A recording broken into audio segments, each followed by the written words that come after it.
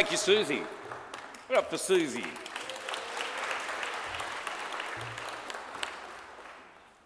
"40 years. It's a long time. I want to take you back 10 years beyond that, to about 1966, when the Rolling Stones were just breaking out of that blues cover band thing. They were just sort of starting to take the world on. Imagine if in 1966 you became cryogenically frozen. 50 years later you were awoken to this world now. Okay, I'll pretend it's me that's getting woken up. And so my nurse is sort of pretty hip. And I ask her, "What's number one on the hit parade?" She gets out this black thing, presses a few buttons, and she says, "It's a Rolling Stones blues covers album." And what would you think? Nothing's changed. But then I'd say, "What's that black thing?" She'd say, "It's my telephone." I'd go, "Whoa, that's new. How could you find that information out on your telephone?" She says, "This telephone can do anything." She says, "Look, I can show you the Rolling Stones doing a blues cover on YouTube." I go, "Whoa, that's new." I says, "What else can I find on YouTube? What's big on YouTube?" And she says the biggest thing, she looks up again, the biggest thing this week is a man punching a kangaroo in the face to save his dog. That's neither old nor you, it's just fucking stupid. And, you know, what about what's music's new on YouTube? And she comes up with pineapple pen. So that's new.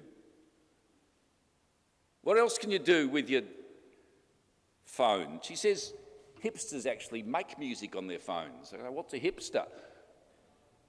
She goes, "A bloke with a beard." I say, "That's old." But they can make music on their phone. That's new. What I'm trying to get at is that it's complicated because it's all old and it's all new, and I don't know what to think because I'm the adjudicator. I don't have to. All these people have to persuade me, and one team is going to win. That's the positive, that's the negative. That's enough of an intro. Perhaps we could introduce the theme more thoroughly in song, Casey. Casey Bennetto.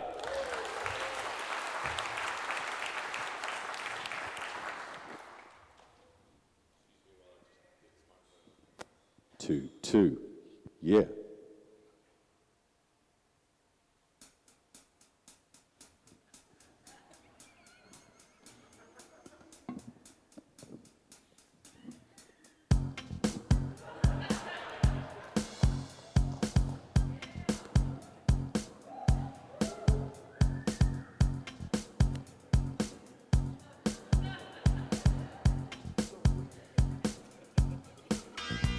I said a 1, 2, 3. Welcome everybody to the SLV. Ain't no finer place to be than digging the vibe in the library.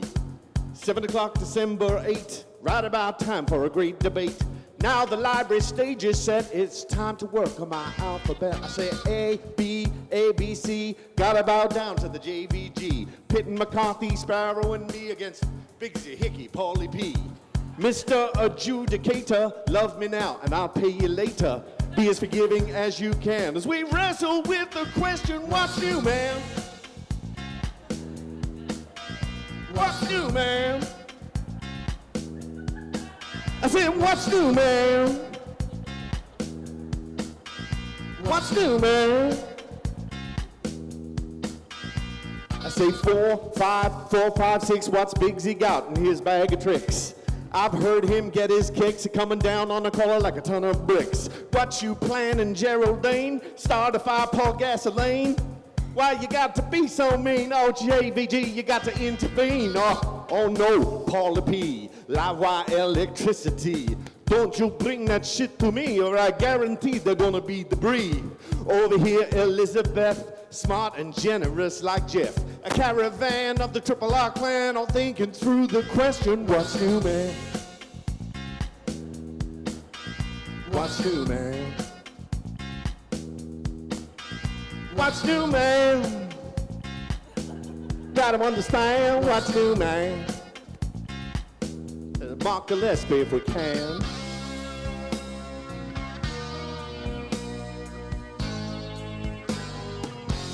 Everybody say, whoa. Whoa. Oh, that's sounding good. All right now. Ladies, gents, pimps, hoes, Jon Von Goes, time to swap this song for prose. They agree, we oppose, let's find out which team really knows. Let's get to talking one by one. Is there nothing new under the sun? We might just end as we began, still wrestling with the question, what's new, man? What's new, man? What's new, man? What's new, man? Oh, fuck it to me, man.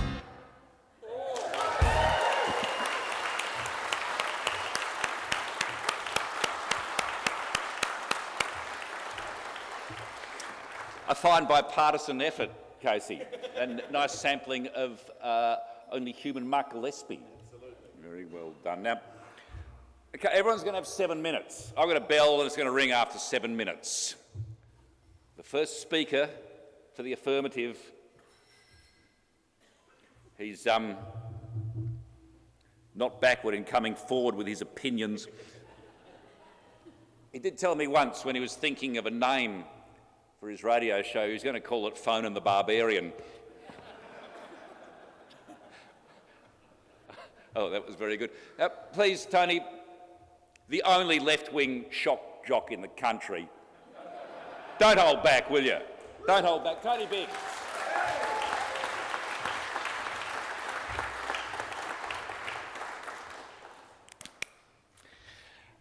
Casey, nice to see the insane clown posse has cleaned up a bit. And JVG, actually the first thing the nurse said when you were cryogenically unfrozen was, "I'm not going to change your sheets again, Mr. Von Goes."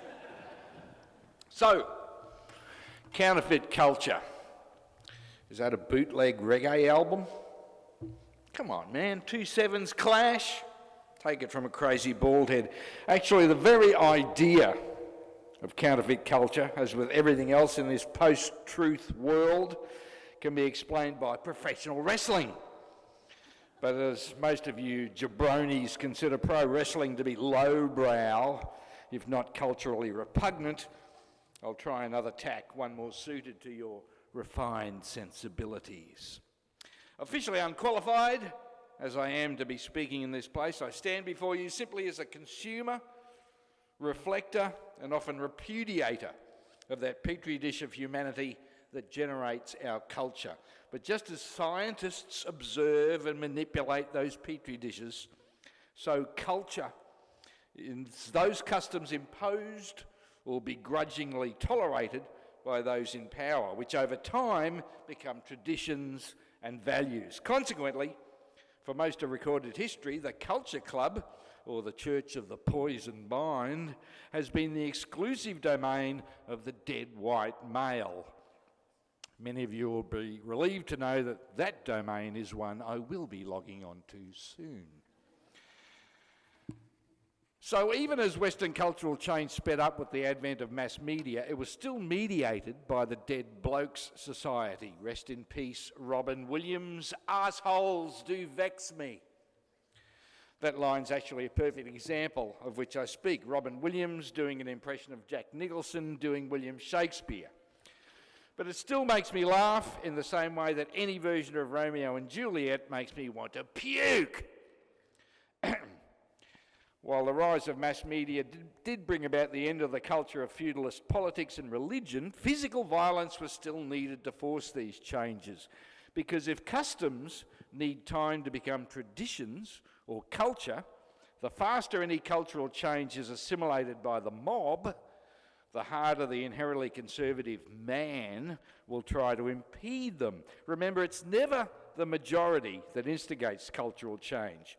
The faster the culture changes, the less time there is for new customs to become a tradition. As that font of wisdom, the great Abraham Simpson once noted, "We wore onions on our belts as it was the style at the time." Can you see where I'm going with this? If so, can I borrow your glasses? I reckon counterfeit culture is anything the art snobs would classify as postmodern. From Marcel Duchamp to Jeff Koons, from Dylan Thomas to Tarantula, Dali Soul, pop will eat itself. Pop, or popular, meaning appealing to the majority, as well as delineating to the power elite that it's not really culture at all because it's still alive. Nowadays, pop is just the sound you hear when hipsters realise they aren't. I shall now do a trick taught to me by a one-legged sailor who did toffee apple impressions for Frank Thring. That's a reference from a truly culturally subversive radio program called The Goon Show, by the way. And so back to that culture.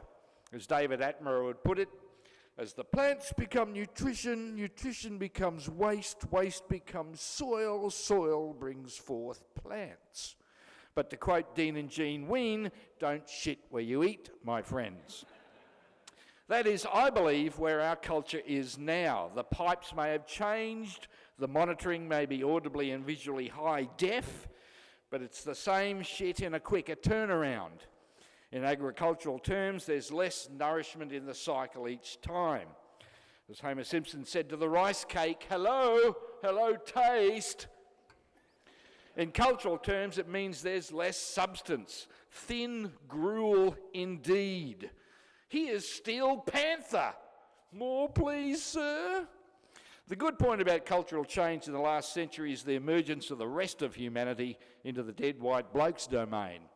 Still, if in doing so the formerly imposed culture has been rebadged a sector, or worse, an industry, we now find ourselves in the pathetic situation where, as Simon Reynolds points out, the big job prospect in the creative economy of the 21st century is curator of anything. Because if you can curate it, it might culturally have a less Warholian shelf life than those paintings by John Wayne Gacy. In a similar mindset, with more new music being recorded and made available than any time in human history, digital natives are increasingly heading back in musical time. It's the now so pervasive it's unconscious knowledge that new music is made from, or is a fifth generation dilution of, music that's already there.